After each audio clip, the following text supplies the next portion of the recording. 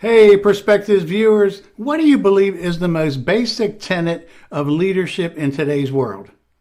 In just a moment, I'll give you my answer. And if you like this video, click the thumbs up, share it with a friend, and a special thanks to all of you who subscribe to our channel. We really appreciate it.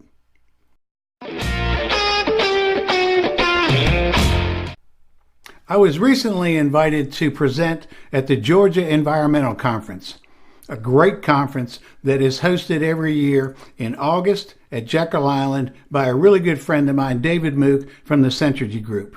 If you've never attended that conference, you might want to check it out. You can learn so much, whether you're already in the business or you're just a concerned citizen concerned about the environment and want to learn how you can help to preserve this wonderful planet that we're living on. You might want to check out that conference or the conference that he hosts in Tennessee.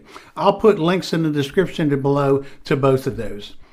At the conference, I was asked to do a presentation, and I presented on leadership of a changing workforce. I was also asked to sit on a panel and talk about leadership today. And today I want to share with you one of my answers to the questions that they asked me as a panel member.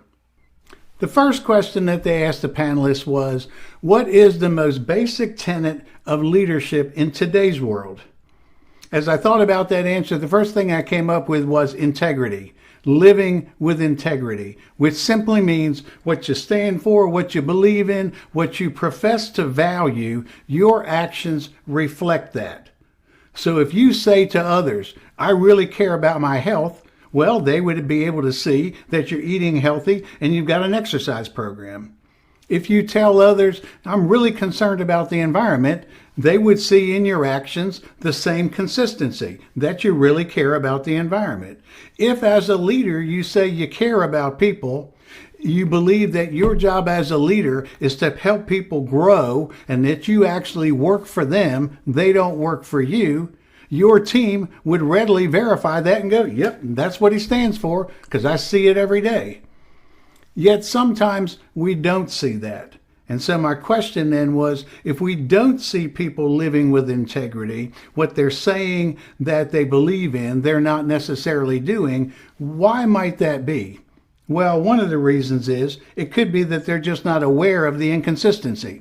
Oh, I didn't realize I was saying one thing and doing something else. Well, that's a pretty easy fix. Either I change what I'm saying or I change what I'm doing so that they're consistent.